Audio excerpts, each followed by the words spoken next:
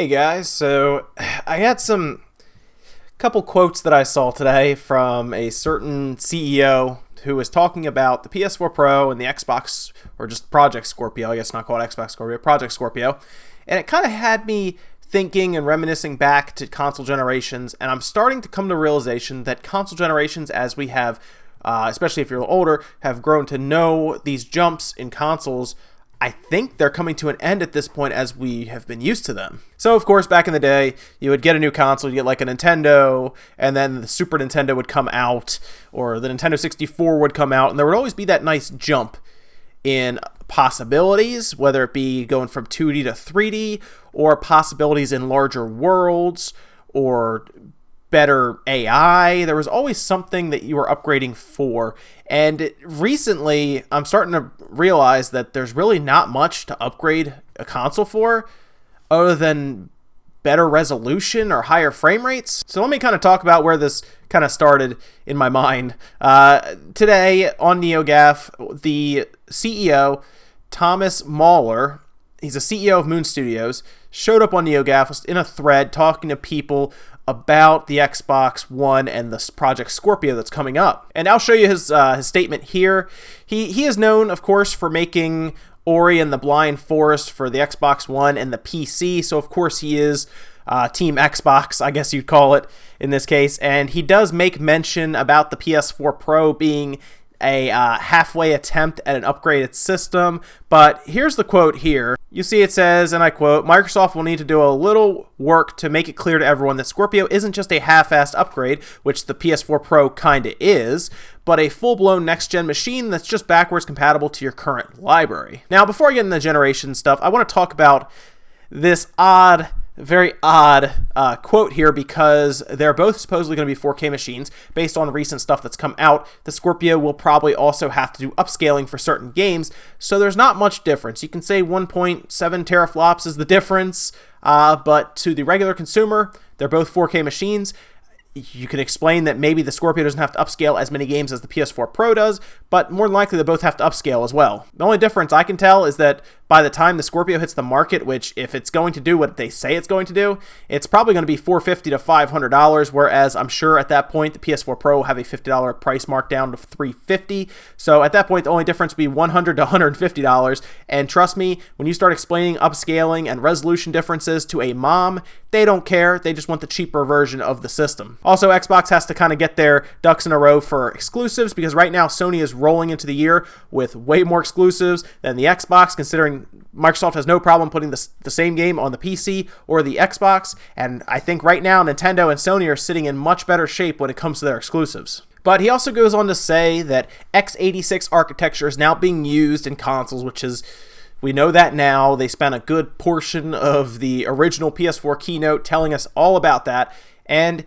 it kind of comes down to this now. I mean, we're dealing with PCs essentially in these little boxes, so games that run on the Xbox One, despite the Scorpio being 4.5 times more powerful, will still work on both. In fact, Phil Spencer has gone out in an interview and said, hey, if you have the regular Xbox One and you don't have a 4K TV, there's no point in buying the Scorpio. Scorpio is more powerful than the original Xbox, 4.5 times, and the 6 teraflops actually will obviously impact the games and the way they play.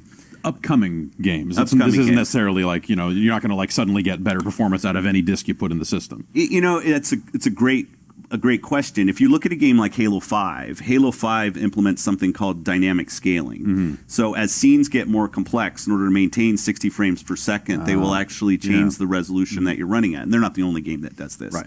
So then if you run that game on Project Scorpio, you're actually going to be at the max frame rate of that game more often. So and now, again, I'm not going to put that as a top selling feature of Scorpio, because it's not all games use dynamic scaling. Mm-hmm. I'm trying to be transparent with people about where we are in the design of Project Scorpio and what it was designed for. It was designed in order to enable these high-fidelity 4K experiences. So some of the existing games will actually run a little better if they're using dynamic scaling. But I wouldn't buy Scorpio to run your existing library of Xbox One games. Get a little bit more performance out of Halo 5 is probably not a great I wouldn't suggest somebody does that. And then I got the question, well, if you have HD TV and you don't have a 4K TV, should you go buy Project Scorpio? And I guess some people will do that, and obviously Scorpio is going to be running the 6 teraflop version of a game, right? And that version of a game, even when downsampled to HD, will look different than the game running at 1080p, right? But I still think of the complete Scorpio experience as somebody that has a 4K TV with Scorpio plugged into it. And that's pretty much because we've officially gotten to the point where all the only difference is resolution. We are actually part of the resolution wars now. We used to have the bit wars back in the day.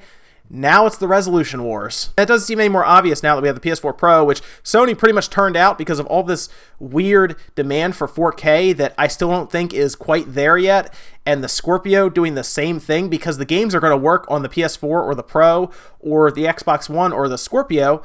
So they made a new system that is much more powerful, but isn't going to offer much more in the way of possibilities with games or creative direction or development. There's really no reason to get a Scorpio or a PS4 Pro, I guess, if you don't have a 4K TV. At least that's the way they describe it. I have seen different games for the PS4 Pro give you an option of like 1080p 60 frames, and I'd assume the Scorpio would do the same thing, maybe give you better gameplay experience at least, but like Infamous on the Pro and Infamous on the regular PS4 is still the same game. It's just it looks better on the Pro. And I think that's just where we've gotten to with games now. We're so caught up in resolution that we don't seem to care about adding power for possibilities. Going from like Link to the Past to Ocarina of Time was insane. Going from Mario World to Mario 64, again, insane. The possibility of 3D was just so new at the time,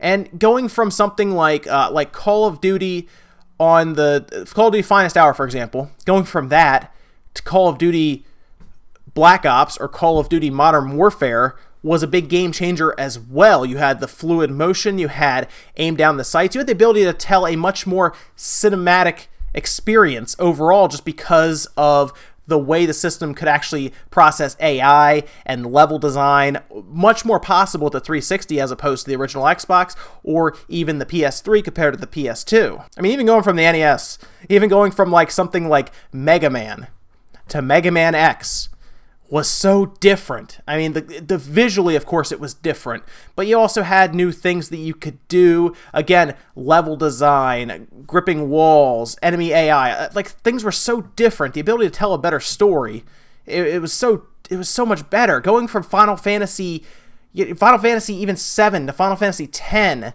again, the ability to tell a more emotional story just because they could have that setting was so different. Now we're to the point where it's all about going from 1080p to 4K, which again looks better, but it doesn't add anything extra to the story, to the gameplay. It's just all about this weird counting pixels up the one side of the TV and then across. I think in this whole situation, I actually feel bad for the younger generation who missed out on the eye-opening innovation that took place during the 90s and even the early 2000s. I mean, really, going, like I said, from the Nintendo to the Super Nintendo to the 64 to the GameCube, or even going from PS1, PS2 to PS3, for example, I mean, the innovation, it was constant. Every 5 years, something new was happening, and it was an exciting time to be a gamer. And now it just feels so not like an exciting time. And I think that's why the Switch has caught my eye, and it's made me more excited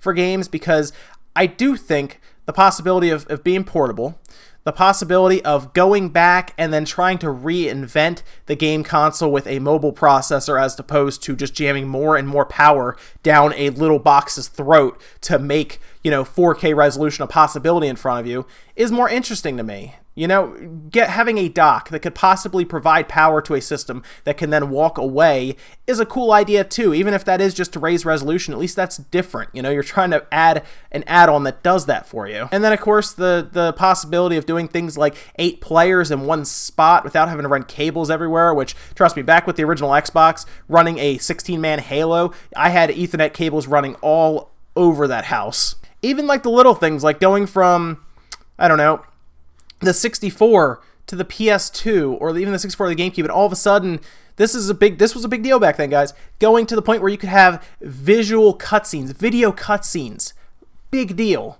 when I went from the Super Nintendo to the PS1 and all of a sudden Mega Man X4 comes up and it's an anime cutscene, that was a really big deal. Having to do wrestling games where all of a sudden, instead of having these 8-bit or these 16-bit sounds, to having full like entrance music walking to the ring, big deal. Like it's weird that what younger generation, and I know I sound old right now, but the younger generation kind of walks into the 360, walks into the PS4, and you expect stuff to be done in high definition with Blu-ray support and all this stuff, and I look at them and I just feel bad because they missed all of the innovations that kind of the older generations have now gone through and seen. And I think that's why a lot of the older generation is looking at games now and it just doesn't feel like games anymore. It's weird. I want that one game to come out that really puts me back to feeling like a kid with a game, And I think that's why I enjoy the simpler games. Like, I really like Rocket League, of course. That's one of my favorite games. Play that.